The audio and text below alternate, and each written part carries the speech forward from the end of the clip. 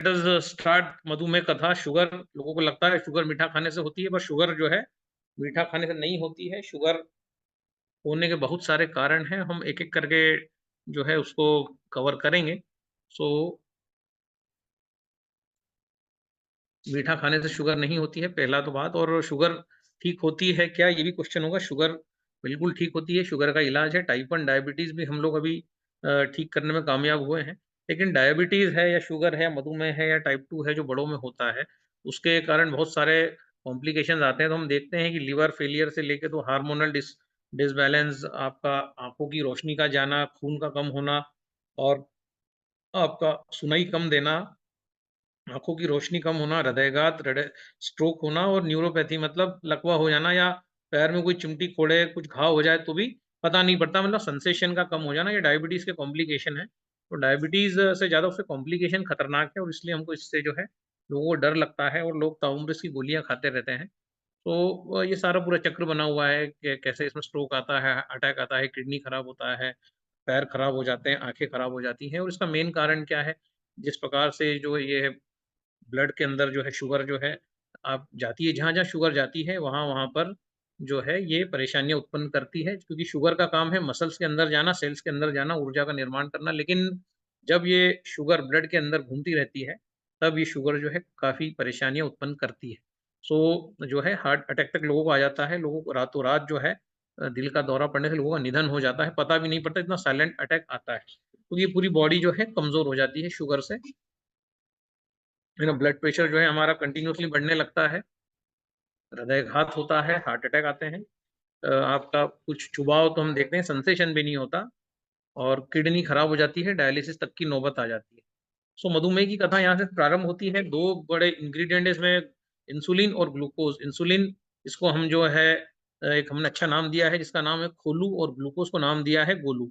तो ये जो कथा हम आरंभ करते हैं और फटाफट हम इसको निपटाते हैं, उसके बाद जो है हम कुछ टिप्स भी आपको देंगे जिनको मधुमेह है, और जो है उस प्रकार से हम चलेंगे तो हम देखेंगे कि मधुमेह जो है वो हमारा ठीक होने लगेगा, कई लोगों का ठीक हुआ है। सो जो है मधुमेह कथा हमारी प्रारंभ होती है, इंसुलिन नाम का हमने एक कैरेक्टर क्रिएट किया है, एक कैरेक्टर हमने ग्लूकोज नाम का क्रिएट किया है, और एक कोशिका सेल जो हमारे होते हैं मनुष्य के सेल, उसके दरवाजे बताए गए हैं। तो ये जो दरवाजा खुलता है तभी ये जो ग्लूकोज या गोलू जो है अंदर जा पाता है, और शरीर में मजबूती देता है, ऊर्जा का उत्पादन होता है। अगर ये कोशिका का दरवाजा नहीं खुलता है तो ये गोलू जो है ये अंदर नहीं जा पाता। अच्छा, अब ये इंसुलिन जो खोलू जो है उसका क्या काम है, ये जो खोलू है, ये जो इंसुलिन है, इसी का काम होता है सेल के दरवाजे को खोलना और ग्लूकोज को अंदर भेजना। ठीक है, तो ये जो आपको हंसता हुआ बालक दिख रहा है ये इंसुलिन है, और इसी का काम है ये दरवाजे को खोले, और दरवाजा जब खुल जाता है तो ग्लूकोज अंदर चला जाता है हमारी मांसपेशियों के, और मांसपेशियों में फिर वो जो है वहीं पर जो है वो पूरा जो है डेवलपमेंट होता है, सेल के अंदर चला जाता है। पर अगर ये दरवाजा नहीं खुल पाए किसी कारण से, अब दरवाजा कब नहीं खुलेगा, हम अगर आपके घर में बरसात का एग्जाम्पल ले तो हम देखते हैं कि बरसात में इसके कब्जे जब दरवाजे के चोक हो जाते हैं, जब ये दरवाजा खुलता नहीं है, बड़ी मुश्किल से खुलता है, आप दरवाजे को खोल नहीं पाते, बड़ी ताकत लगती है, और कई बार तो ताकत लगाने के बाद भी नहीं खुलता है, इनफैक्ट दरवाजा खराब हो जाता है। तो हम देखते हैं कि ये जो दरवाजा है अगर ये खराब हो जाएगा, तो ये जो इंसुलिन है जिसको हम खोलू बोलते हैं, ये दरवाजा खोल नहीं पाएगा, तो गोलू अंदर नहीं जा पाएगा सेल के, तो ये गोलू ब्लड में घूमता रहेगा। तो जब गोलू ब्लड में घूमता है, तब जो है जब आप ब्लड टेस्ट कराने जाते हैं तो रिपोर्ट में आता है कि आपके ब्लड का जो है ग्लूकोज जो है बढ़ा हुआ है। मतलब गोलू जो है जिसको जाना चाहिए था सेल के अंदर, पर दरवाजा नहीं खुलने से ये गोलू जो है ये सेल के अंदर नहीं जा पाया, ये बाहर ही घूम रहा है ब्लड के अंदर। और ये खोलू जो है ये भी क्योंकि दरवाजा नहीं खोल पाया, तो ये भी इस गोलू के साथ आ जाता है, और ये भी ब्लड में घूमता रहता है। तो पेनक्रियास को मैसेज चला जाता है कि इंसुलिन जो है वो भारी मात्रा में है, और आप जो है इंसुलिन का उत्पादन रोक दीजिए। तो पेनक्रियास इंसुलिन का उत्पादन भी रोक देता है, मतलब इंसुलिन अपना काम नहीं कर पा रहा है। अब यहीं पर कैंगन वाटर का रोल आता है कि कैंगन वाटर इसमें करेगा क्या, है ना। तो ये जो दरवाजा है, जो चिकनाई इस पे जम गई, या च्युइंगम जम गई, या तेल की चिकनाई जो आपने खाया है, उसके कारण ये दरवाजा खराब हुआ है, सेल का खुल नहीं रहा है, वो जाम हो गया है। अगर ये दरवाजा ठीक हो जाए, या ये दरवाजा इसकी मरम्मत हो जाए, तो ये दरवाजा अगर प्रॉपर से आसानी से खुलने लगे और बंद होने लगे, तो ये जो इंसुलिन है इसको आप चाबी भी बोल सकते हैं, इस दरवाजे के का जो ताला है उसकी चाबी है, तो ये चाबी लगेगी। पर अब इस दरवाजे के लॉक पे अगर लग गया, आपका फैट चिपक गया, च्युइंगम चिपक गई, तो ये नहीं खुलने वाला, ये इंसुलिन भी उसको नहीं खोल सकता। तो जब हम एक सिंपल सा एग्जांपल से समझते हैं इन चीज़ों को, कि अगर हम घी है, हमें अगर घी को मेल्ट करना है तो हम क्या करेंगे, घी को अगर हमें पिघलाना है तो हम गैस को गर्म करेंगे और घी का पतीला रखेंगे, और हम देखेंगे घी पिघल जाएगा। लेकिन अगर समझिए आपके शर्ट पे घी या तेल धुल गया या आप कोई सब्ज़ी खा रहे हैं, उसका तेल अगर आपके शर्ट पे लग गया, तो हम क्या करेंगे? तब भी हम वैसे ही करेंगे, गैस गरम करेंगे, जैसे ही गैस जो है जलने लगेगा, वैसे ही हम उस शर्ट को जो है उस गैस पे रख देंगे, ठीक है? ऐसा ही करेंगे क्या हम? टाइप करिए, ऐसे ही करेंगे तो येस, नहीं करेंगे तो नो टाइप करिए, तो पता चले कि आप सुन पा रहे हैं चीज़ों को।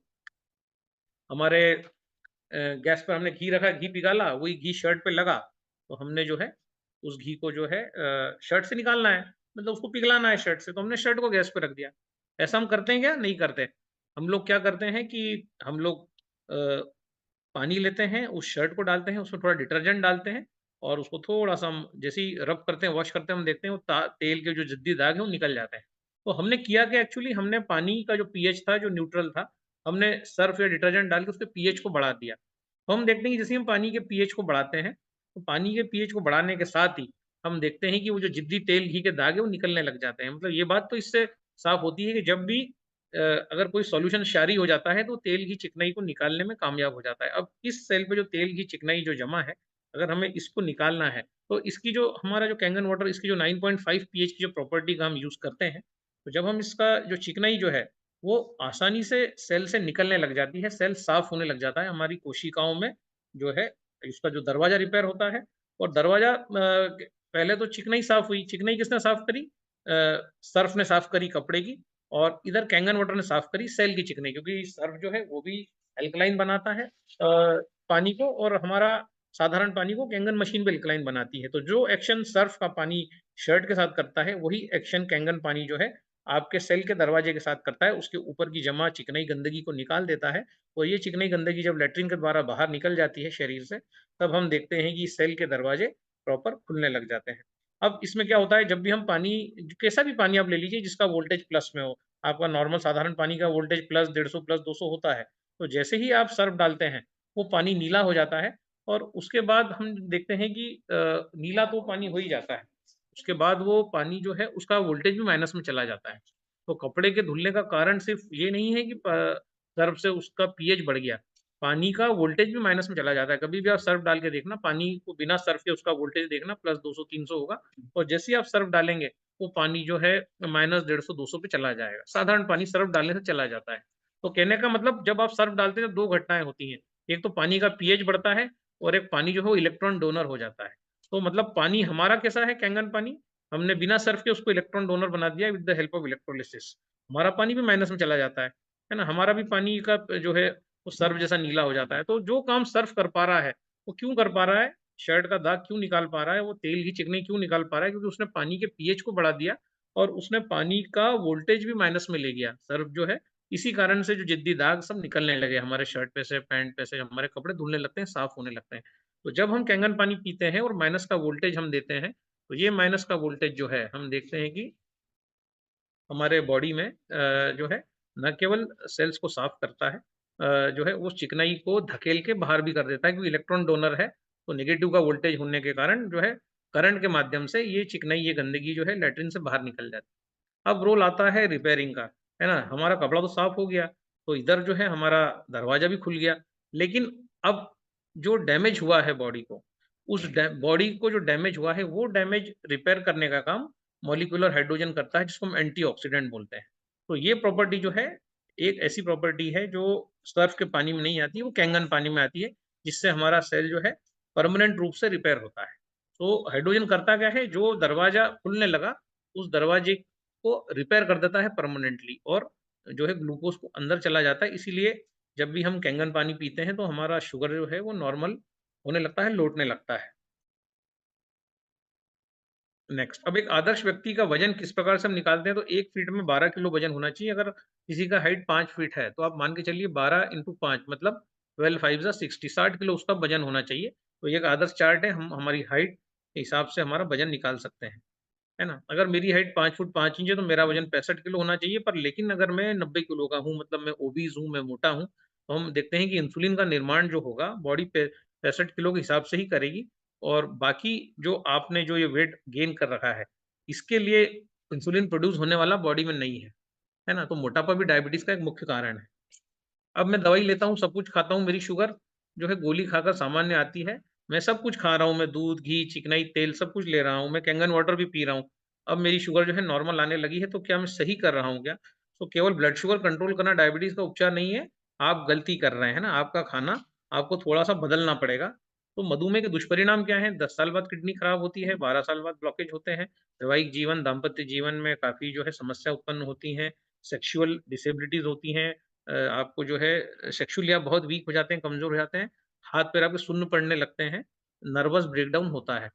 ठीक है, तो डब्ल्यूएचओ किसे डायबिटिक मानता है? यूरिन में अगर आपके ग्लूकोज़ निकलता है, समझो आप डॉक्टर के पास गए, आपका जो है ग्लूकोज़ जो है बढ़ा हुआ आया, 120 आना चाहिए, 130 आना चाहिए, खाली पेट जो है 70-80 आना चाहिए, उससे ज़्यादा आ गया, समझो 200-250 आ गया, तो डॉक्टर इमीडिएट आपको शुगर की गोली लिखता है। लेकिन अगर आपका ग्लूकोज़ बढ़ा हुआ आता है, तो यूरिन में भी निकलना चाहिए। अगर यूरिन में ग्लूकोज़ नहीं आता है, भले ही शुगर ब्लड में कितना ही बढ़ा हुआ हो, लेकिन अगर यूरिन टेस्ट आप कराते हैं और उसमें अगर ग्लूकोज़ नहीं आता है, तो आप मान के चलिए कि आप प्री डायबिटिक अवस्था में हैं। आप बिल्कुल जो है तुरंत आपका डायबिटीज़ रिपेयर हो सकता है, तुरंत आप ठीक हो सकते हैं क्योंकि आपकी यूरिन में डिटेक्ट नहीं हो रहा है। लेकिन अगर आपकी यूरिन में भी पेशाब दिखता है, प्लस, प्लस, प्लस, प्लस करके अगर दिखता है, तो इसका मतलब आप डायबिटिक हैं और डायबिटीज़ भी रिवर्स होता है, डायबिटीज़ भी ठीक होता है। लेकिन अगर आपकी यूरिन में अगर शुगर नहीं आ रही है, इसका मतलब आप डायबिटिक नहीं हैं। ये प्रूवन फैक्ट है, आप जो है प्री डायबिटिक हैं, मतलब आप और तेज़ी से रिकवर करेंगे। है ना? तो सामान्य शर्करा का स्तर कितना है, क्या है? तो ये 70 से 110 दिन भर में कभी भी होना चाहिए, खाना खाने के बाद 140 होना चाहिए, रैंडम ब्लड शुगर 140 के आस-पास अगर आपका आता है दिन भर में कभी भी नापे तो माना जाता है कि आप नॉर्मल हैं, है ना? अगर इससे ज़्यादा आता है तो माना अगर 250-300 माना अगर आता है तो माना जाता है कि आप डायबिटिक हैं। तो दिन भर में कभी भी अगर 140 आता है तो ये माना जाता है कि आपको जो है शुगर नहीं है, आप सामान्य हैं। ये चार्ट जो है इसके बाद जो है American college of professional doctors ने बोला कि नहीं ये चार्ट गलत है। यदि आपका ब्लड शुगर दिन भर में 140 की जगह अगर 250 भी आता है और आप कोई गोली नहीं खा रहे हैं, तो American college of professional doctors जो डब्ल्यूएचओ से एक बहुत बड़ी संस्था है, उसने एक रिसर्च पेपर लाया, उसने बोला कि आप शुगर की कोई भी गोली नहीं खा रहे हैं, आप भोजन करते हैं और 2 घंटे बाद आपका शुगर नापते हैं और अगर वो 250 या 250 के आस-पास आता है और आप गोली नहीं खा रहे हैं, तो बाथरूम में से भी शुगर नहीं जा रहा है, तो आप डायबिटिक नहीं हैं, आप नॉर्मल हैं। तो ये नई थ्योरी आई, ये थ्योरी किसी को क्यों नहीं बताई जाती क्योंकि अगर इस प्रकार की थ्योरी अगर बाज़ार में सर्कुलेट कर दी गई, तो बहुत सारे लोग जो हैं, वो डायबिटीज़ से बाहर आ जाएँगे। सो बहुत सारा मेडिकल फ्रेटर्निटी, मेडिकल इंडस्ट्री भी ये नहीं चाहता, वो चाहता है कि आप जो है, आपकी शुगर जो है 100-110 ही रखें और इसलिए आपको इस प्रकार की गोलियाँ जो है चालू कर दी जाती हैं। आपको ये नहीं बोला जाता कि आप डाइट को सही करिए, इस प्रकार की गोलियाँ आपको जीवन भर खाने की सलाह दी जाती है और फिर ये गोलियाँ डे बाय डे बढ़ती चली जाती हैं। और ये गोलियाँ आपकी बॉडी में जो है ब्लड शुगर को कम करती हैं, पर वो कम कैसे करती हैं, हम उन चीज़ों को भी अभी देखेंगे। तो सामान्यतः हमारे शरीर में 5 लीटर खून होता है। तो शुगर अगर चाहिए 1.4 ग्राम प्रति लीटर अगर हम माने, तो 1.4 ग्राम इंटू 5 लीटर को अगर हम मल्टीप्लाई करते हैं, तो 7 ग्राम शक्कर से हमारा काम दिन भर में चल जाएगा। मतलब 1 ग्राम शक्कर अगर हमें मिल जाए खाने के लिए, तो दिन भर हमारी बॉडी के लिए पर्याप्त है ना? 7 ग्राम शक्कर, उसमें हमारा पूरा बॉडी जो है, वो प्रॉपर जो है चल जाएगा। लेकिन डब्ल्यूएचओ कहता है कि प्रतिदिन 25 ग्राम शक्कर जो है, आप खा सकते हैं। 25 ग्राम शक्कर जो है, आप खा सकते हैं। अगर इतनी आप खाते हैं, तो बॉडी उसको डाइजेस्ट कर लेगी, इतनी इजाज़त है आपको खाने की, ठीक है।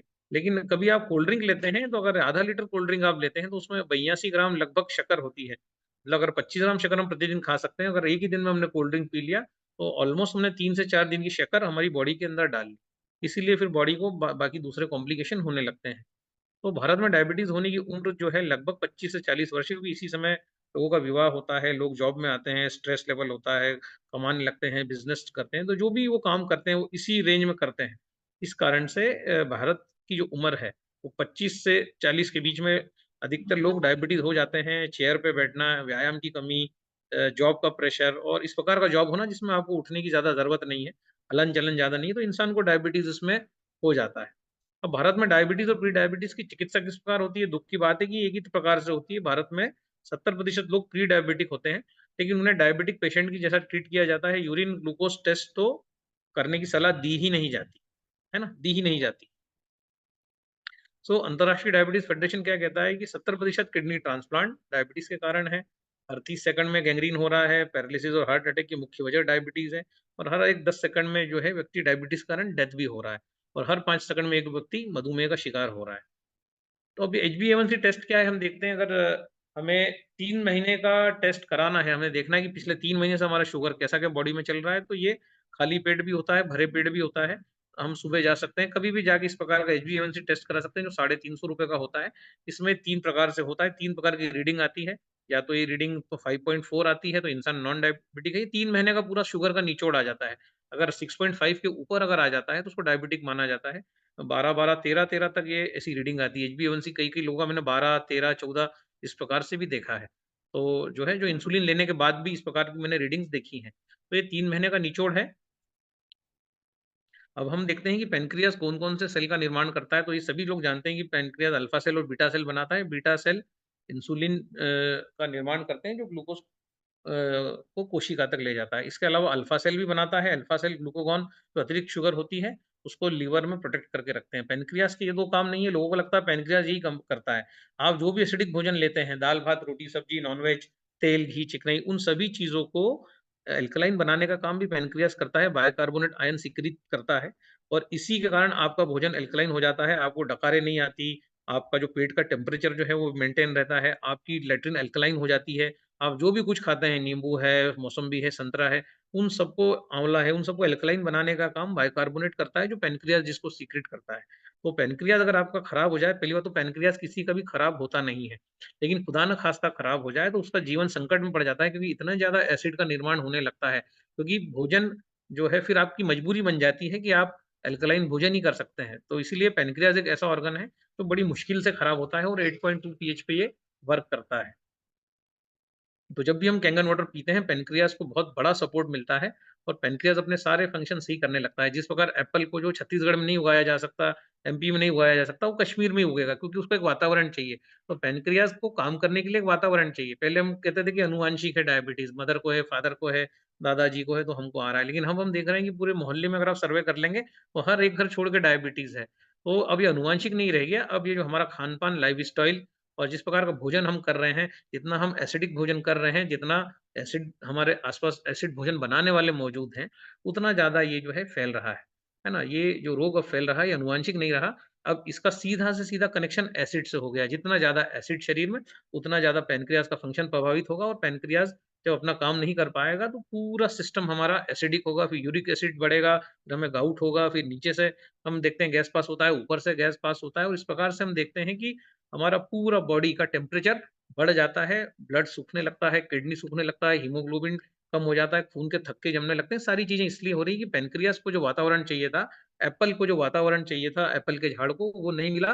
तो एप्पल का झाड़ जैसे यहाँ नहीं लगाया जा सकता एमपी में, वैसे ही पैनक्रियाज़ अगर काम करना चाहे, हम चाहें कि वो सुचारू रूप से काम करें, तो उसको हमें वो वातावरण देना होगा। अब इस सब में होता क्या है कि अगर कैंगन वाटर मशीन हमारे पास नहीं है, तो फिर हमारी बॉडी से कैल्शियम यूज़ होना स्टार्ट हो जाता है, हमारी बोन्स वीक हो जाती हैं और ये जो कैल्शियम होता है, हमारा हमारा ऑक्सीजन लेवल गिर जाता है, हमारे फेफड़े खराब होने लगते हैं, क्योंकि बॉडी के जो मेजर फंक्शंस हैं, भोजन को पचाना, एल्कलाइन बनाना, ये काम करने के लिए अगर हम एल्कलाइन चीज़ नहीं ले रहे हैं, तो बॉडी कैल्शियम जो हमारा मुख्य घटक है, वो लेना स्टार्ट करती है और उसकी सहायता से अपने सारे फंक्शंस को करने की कोशिश करती है और बहुत सारे फंक्शन बंद भी कर देती है।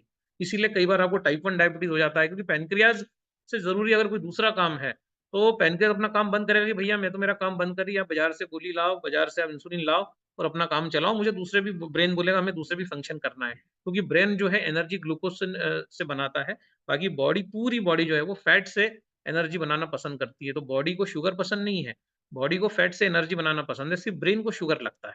तो इस बात का भी हमें ध्यान रखना होगा कि यहाँ भी कैंगन वाटर का रोल आता है कि कैंगन वाटर जो अल्कलाइन है, वो पीएच जब पैनक्रियाज़ को मिलता है, तो पैनक्रियाज़ सुचारू रूप से काम करने लगता है।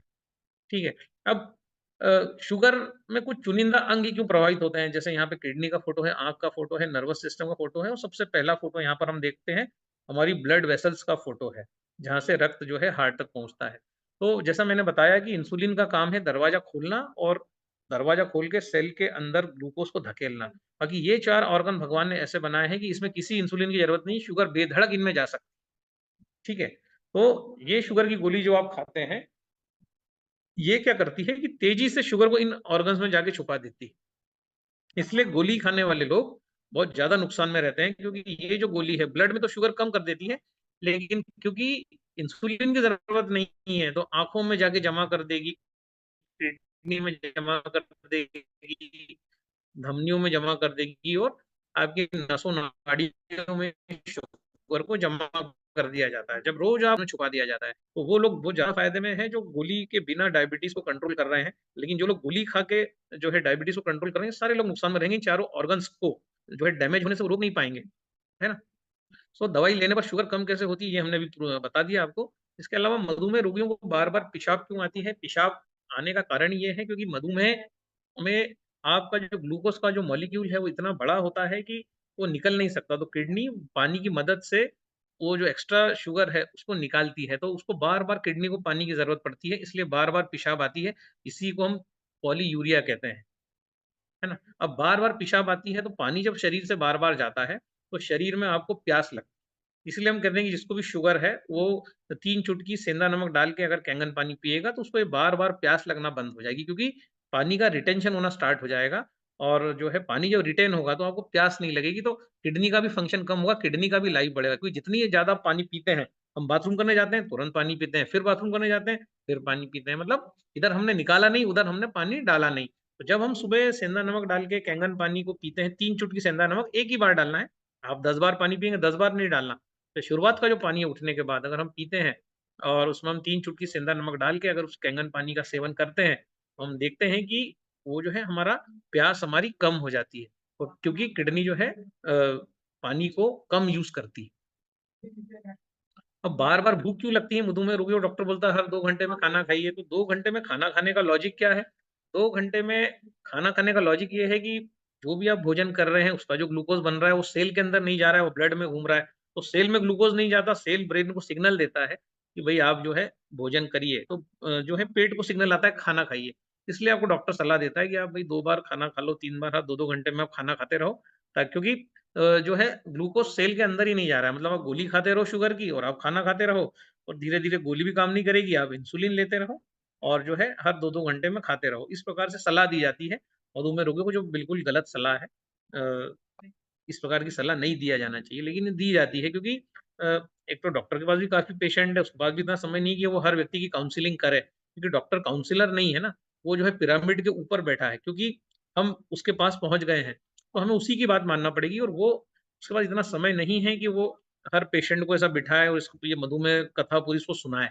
बिल्कुल टाइम नहीं है एक डॉक्टर के पास, जो करोड़ों रुपए डिग्री लेके वो आज जो वहाँ बैठा है, उसके पास बिल्कुल 5 से 8-10 मिनट उसके पास हार्डली टाइम है एक पेशेंट के लिए। तो इस प्रकार से इसलिए एक शॉर्टकट की सलाह दी जाती है कि भई आप ये गोली खाइए, थोड़ा मीठे से परहेज़ करिए, थोड़ा चावल मत खाइए। कोई अच्छा डॉक्टर होता है तो थोड़ा परहेज़ भी बता देता है। नहीं तो डॉक्टर जनरली परहेज़ भी नहीं बताते, गोलियाँ और आपका वो चेक करते रहते हैं। जो भी किताब मिलती है, जो आपके पास जो शुगर नापने का यंत्र होता है, वो किताब देखता है और गोलियाँ अपने हिसाब से बदलता रहता है, क्योंकि उसके पास समय नहीं है। ठीक है? अब मधुमेह रोगियों की किडनी से प्रोटीन भी जाने लगता है। मधुमेह रोगी कई बार आप देखते हैं तेज़ी से उनका वज़न जो है वो घटने लगता है। क्योंकि शरीर में अगर प्रोटीन कम होगा तो निश्चित तौर पे वज़न घटेगा और वो इंसान कमज़ोर हो जाता है। क्योंकि जब किडनी का शेप बिगड़ जाता है, किडनी का शेप तो बार-बार शुगर का मॉलिक्यूल दबाव बनाता है किडनी के फ़िल्टर पे, तो किडनी का जो फ़िल्टर है उसका साइज़ बड़ा हो जाएगा। किडनी एक चाय की छलनी के प्रकार होती है, जैसे इसमें फ़ोटो दिया गया है। एक चाय की छलनी का फ़ोटो दिया गया है। अगर आप इसमें आपको चाय छानना है, तो अगर आप इसमें से चम्मच प्रेस कर के चाय छानेंगे, तो एक दिन होगा क्या, ये जो छलनी है, तो ये एक दिन इसके छेद बड़े हो जाएँगे, तो ये चाय की पत्ती भी जो है फिर चाय में गिरने लग जाएगी। कुछ इसी प्रकार से आपकी बॉडी में भी होता है। जब किडनी बार-बार किडनी पे प्रेशर आता है इस शुगर मॉलिक्यूल को निकालने का, तो किडनी का जो शेप है वो खराब होता है, तो प्रोटीन का मॉलिक्यूल जो नहीं निकलना चाहिए, वो निकलने लग जाता है। अब यहाँ हाइड्रोजन का रोल आता है। जब भी हम कैंगन वाटर पीते हैं, तो कैंगन वाटर में मौजूद जो मॉलिक्यूलर हाइड्रोजन है, वो इस किडनी के फ़िल्टर को वापस से टाइट करता है, टाइटनेस पैदा करता है। हम देखते हैं ना, एजिंग को रोकता है, बुढ़ापे को कैंगन वाटर रोकता है। तो जो मॉलिक्यूलर हाइड्रोजन है उसका, भाई क्षारीय चीज़ क्या करेगी, दरवाजे को रिपेयर करेगी, है ना? उसके बाद जो नेगेटिव वोल्टेज का पानी क्या करेगा, सेल के अंदर शुगर को धकेलेगा। उसके बाद हाइड्रोजन क्या करेगा कि इस प्रकार से जो जो डैमेजेस हुए हैं, इन डैमेजेस को जो रिपेयर करेगा, क्योंकि ब्लड ब्रेन बैरियर को पार करके हाइड्रोजन निकल जाता है। ठीक है? सो हाइड्रोजन जब बार-बार जो किडनी के संपर्क में आएगा, किडनी के सेल्स के संपर्क में आएगा, तो वो उन फ़िल्टर्स को रिपेयर करता है। यहाँ पर भी कैंगन वाटर का बहुत बड़ा रोल आता है, क्योंकि हाइड्रोजन एक बहुत बड़ा एंटीऑक्सीडेंट है, एक बहुत बड़ा हीलर है, एक बहुत बड़ा डॉक्टर है, एक बहुत बड़ा चिकित्सक है। ठीक है? तो मधुमेह रोगियों का शरीर एसिडिक क्यों हो जाता है? क्योंकि किडनी का शेप खराब हो जाता है। जब किडनी के फ़िल्टर उसका शेप खराब हो जाता है, तो टॉक्सिन बाहर निकल नहीं पाते, वो अंदर ही अंदर ब्लड में घूमते रहते हैं। तो क्रेटिनिन भी बढ़ जाता है। जब भी आप दाल खाते हैं, क्रेटिनिन बढ़ जाएगा, नॉन-वेज खाएँगे, क्रेटिनिन बढ़ जाएगा, ब्लड यूरिया बढ़ जाता है, क्योंकि जब एसिड बाहर नहीं निकल पाएगा, जो किडनी का काम है, वो सारा एसिड जो है जोड़ों में जमने लगता है, फिर गठिया-बाई भी हो जाता है, अर्थराइटिस भी हो जाता है, तो ये सारे रोग जो हैं मधुमेह रोगियों को होते हैं। तो कैंगन पानी कैसा है? अल्कलाइन है, वो बॉडी को अल्कलाइन रखता है, एसिडिक होने से बचाता है। उसके अंदर नेगेटिव ओआरपी है, जो दरवाजे को रिपेयर करने के बाद ग्लूकोज़ को सेल में पहुँचाने का काम करती है, जो काम सर्व करता है। उसके बाद इसके अंदर एक्टिव हाइड्रोजन है, मॉलिक्यूलर हाइड्रोजन है, जो किडनी के फ़िल्टर्स को रिपेयर करता है ताकि प्रोटीन जाना बंद हो जाता है। ऐसे कई मेरे पास उदाहरण पड़े हुए हैं, मेडिकल रिपोर्ट्स हैं जिसमें से प्रोटीन जाना कैंगन पानी के पीने के बाद रुका है। इमीडिएटली रुकता है 7 से 8 दिन के अंदर। तो मधुमेह रोगियों को हार्ट अटैक क्यों आता है? हार्ट अटैक इसलिए आता है कि ब्लड के अंदर जो शक्कर घूम रही है, ब्लड के अंदर प्रोटीन भी घूम रहा है, तो प्रोटीन और शक्कर मिलके एक लिसलिसा पदार्थ बनाते हैं और ये पदार्थ शरीर में इन धमनियों में जमता जाता है। इसको एक नॉन एंजाइमेटिक सॉल्यूशन बोलते हैं, जो पूरी बॉडी में घूमता है। जहाँ-जहाँ अब ब्लड के साथ ये सॉल्यूशन घूमेगा, ब्लड वेसल्स के लचीलेपन को खत्म कर देगा, उनकी इलास्टिसिटी को खत्म कर देगा और इसी को विज्ञान एथेरोस्क्लेरोसिस कहता है। अब यहाँ इमली का रोल आता है, जब भी हम 11.5 पीएच के पानी में, काँच की बोतल में इमली को डालते हैं, भिगोते हैं और अगले दिन जब इस प्रकार का पानी हम पीते हैं, तब इस पानी में इमली के अंदर मौजूद जो पोटेशियम होता है, वो पोटेशियम का जो है मुख्य काम होता है कि वो जो है बॉडी की सफाई करे और ग्लूकोज़ को अंदर पहुँचाए। तो सफाई के रूप में क्या होता है कि वो सारा कचरा जो लिसलिसा पदार्थ जो चिकनाई जमा है, तो रगड़-रगड़ के इमली और 11.5 पीएच का पानी जो एक उत्तम इमल्सिफ़ायर है, वो इसको निकालता है और पोटेशियम आयन्स जो मौजूद होते हैं इमली के अंदर, वो जो है मदद करते हैं इंसुलिन की उस सेल को वहाँ तक ग्लूकोज़ को सेल के अंदर धकेलने में, शुगर को ग्लूकोज़ को सेल के अंदर धकेलने में इमली का बहुत बड़ा रोल होता है। तो जब भी हम इमली पानी पीना चालू करते हैं, हमारी ब्लड शुगर जो होती है वो ड्रॉप होना स्टार्ट हो जाती है, क्योंकि हमारा पानी माइनस वोल्टेज का है, उसमें जब इमली आ जाती है, पोटेशियम आ जाता है, तो पोटेशियम का मेन काम ही है कि जो है ग्लूकोज़ को सेल तक पहुँचाना। इसके कारण हम देखते हैं कि लोगों का ट्राइग्लिसराइड कंट्रोल में आता है, ब्लॉकेज भी कट जाते हैं और जो है पर आज ब्लॉकेज पे हम बात नहीं करेंगे, हम कल सुबह बात करेंगे ब्लॉकेज पे, तो वो एक अलग पार्ट है हमारा। सो एक कैसे काम करता है ये भी मैंने बता दिया, 11.5 का रोल भी इसमें हमने बता दिया। इसके बाद भोजन में मौजूद पेस्टिसाइड का कोई कनेक्शन है क्या मधुमेह से? बिल्कुल कनेक्शन है, क्योंकि आपके भोजन में मौजूद पेस्टिसाइड्स कोई पंचमहाभूतों से नहीं बने हैं, वो प्योर केमिकल्स हैं, जो कि कोट किए गए हैं। अगर ये बार-बार आपकी बॉडी में जाएँगे, तो आपकी बॉडी इनके साथ असामान्य बर्ताव करेगी।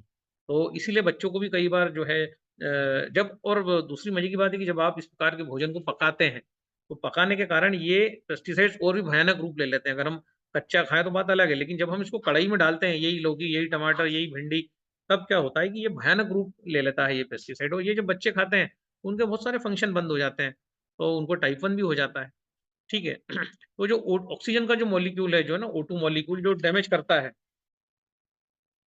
जो है शरीर में हो रहे फ्री रेडिकल के निर्माण के कारण जो होते हैं, ये पेस्टिसाइड होते हैं और ये फ्री रेडिकल हमारी कोशिकाओं को नुकसान पहुँचाते हैं और इंसुलिन दरवाज़ा खोल नहीं पाता, ठीक है? तो 1-2 मिनट होल्ड करना।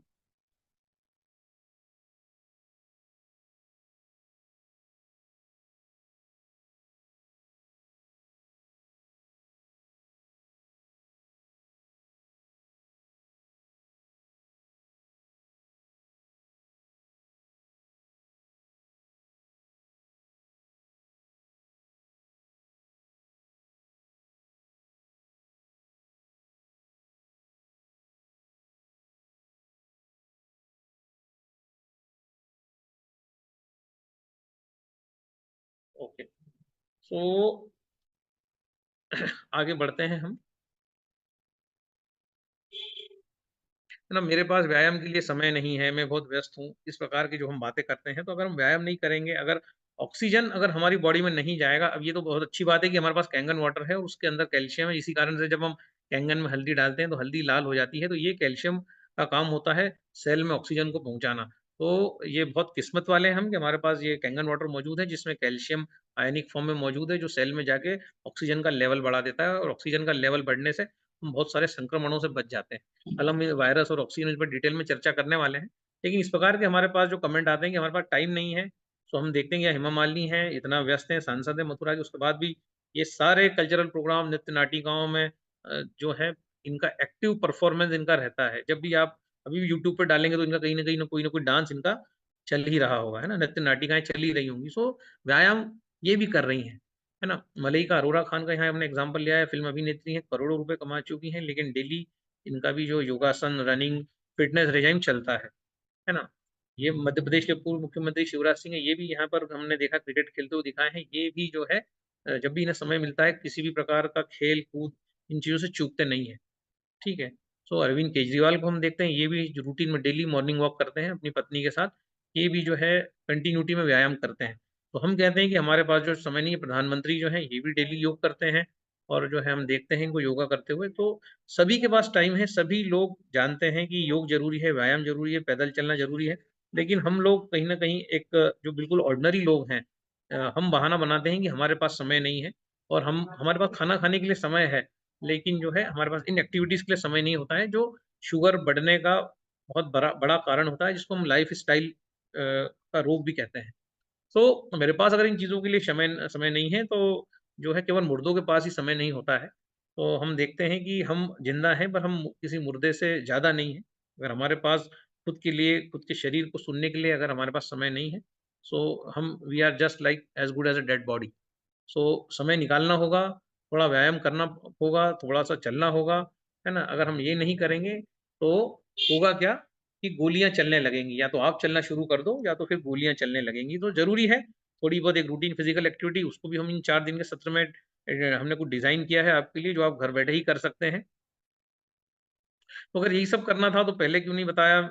मेरे को 2 है ना, 2 सितोतर उलझा दिए। तो ये जो आपके 2 सितोतर आपने जो लगाए हैं, इस मशीन का अगर आप सही इस्तेमाल करना सीख जाएँगे, तो सारी गोलियाँ शुगर से लेके जो भी आपके घर के अंदर हैं, वो सारी की सारी आप विदिन 1 मंथ उसको अलविदा कर सकते हैं। ये कैसे, ये भी हम कल देखेंगे, कल की स्लाइड्स में, कि गोलियों को हम कैसे अलविदा कर सकते हैं, उस पानी का क्या रोल है। लेकिन अगर हम इसी प्रकार से खाते रहेंगे और बार-बार 3-4 बार यही खाएँगे, तो फिर पानी भी कुछ नहीं कर पाएगा, क्योंकि पानी को काम करने के लिए भी कम से कम 3 घंटे का समय आपकी बॉडी में चाहिए। हम अगर सुबह पानी पी लेंगे इमीडिएट, उसके बाद अगर हम कोई नाश्ता कर लेंगे, कोई अन्न खा लेंगे, तो पानी को अपना काम करने के लिए समय नहीं मिलेगा।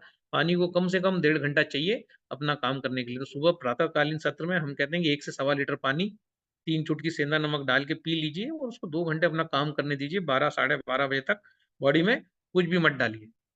ठीक है?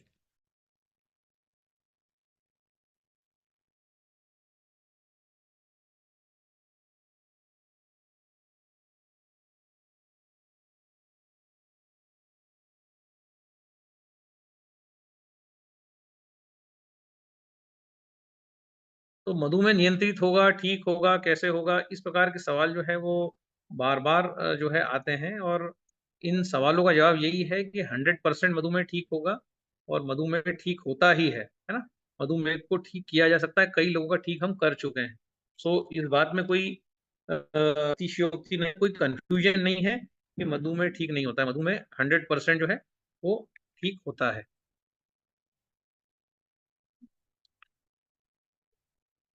रोल ऑफ हाइड्रोजन मैंने आपको बता दिया है। इंसुलिन रिसेप्टर, जिसको मैं दरवाजा-दरवाजा बार-बार आपको बोल रहा था, उसी को जो है साइंस की भाषा में इंसुलिन रिसेप्टर बोला जाता है, और नॉर्मल बोलचाल की भाषा में उनको दरवाजा बोलते हैं। सो ये जो दरवाजा है, इसको रिपेयर करने का काम इस पानी का जो क्षारीय नेचर है वो करता है। और बाकी जो इसका जो काम है, जो हाइड्रोजन का मैंने आपको बताया किस प्रकार से किडनी को जाके हील करता है, किस प्रकार से प्रोटीन को शरीर के बाहर निकलने से रोकता है। ये सारे जो काम हैं, ये आपका हाइड्रोजन करता है। कुछ लोग और मित्र हमारे साथ जॉइन होना चाह रहे हैं, तो उनको एक 2 मिनट हम लिंक भेज देते हैं।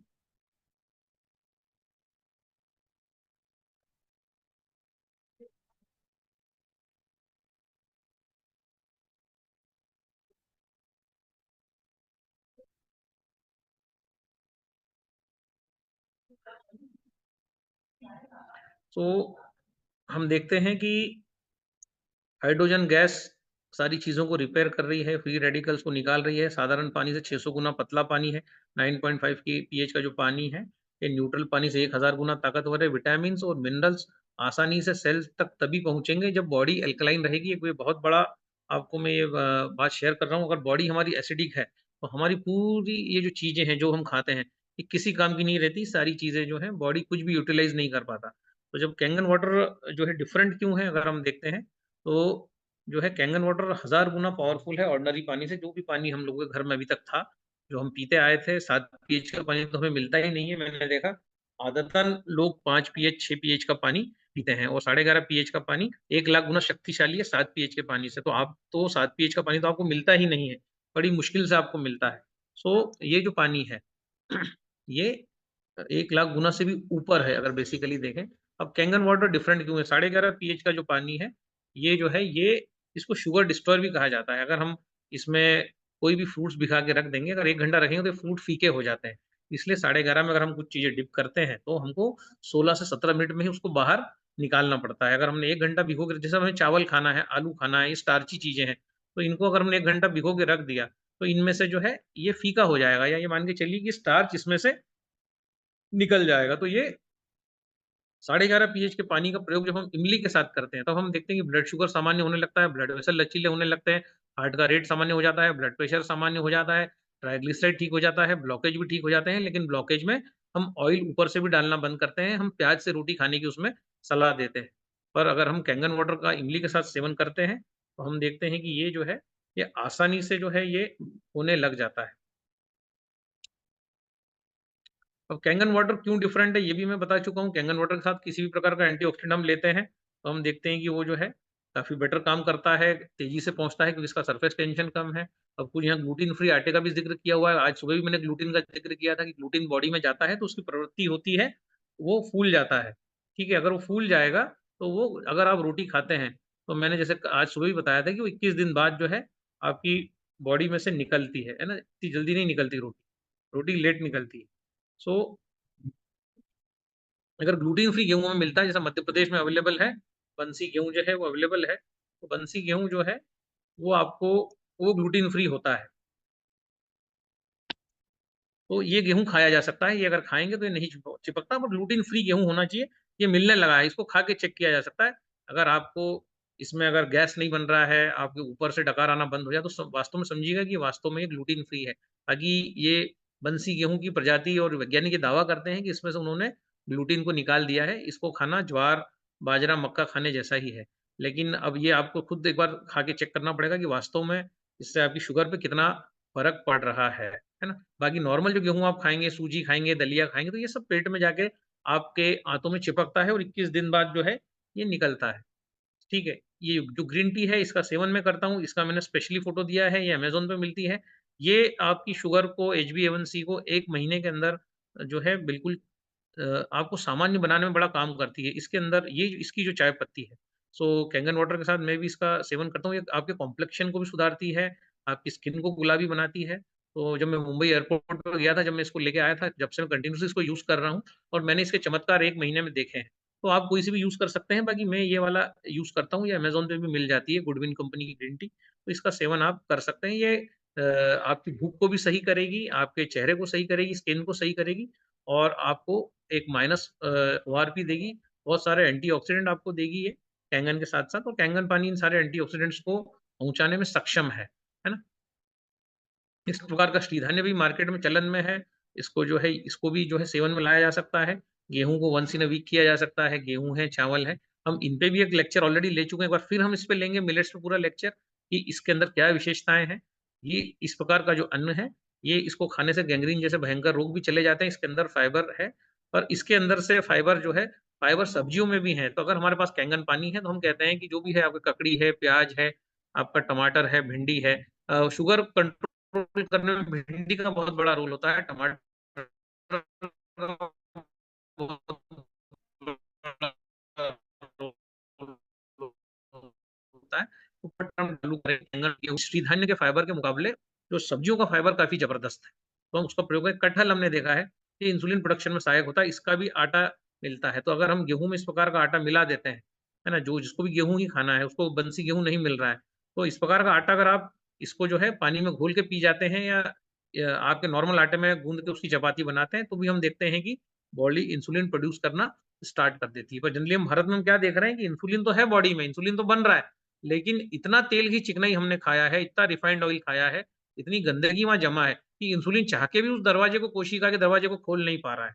तो मेन प्रॉब्लम ये नहीं है कि आपकी बॉडी में इंसुलिन नहीं बन रहा है, वो तो ऐसे तो बहुत कम लोग हैं, जिनकी बॉडी में इंसुलिन नहीं बन रहा है। मैक्सिमम लोग वो हैं, जिनकी बॉडी में इंसुलिन बन रहा है पर वो उसको यूज़ नहीं कर पा रहे हैं, जिसको हम कहते हैं इंसुलिन रेजिस्टेंस डायबिटीज़, ठीक है?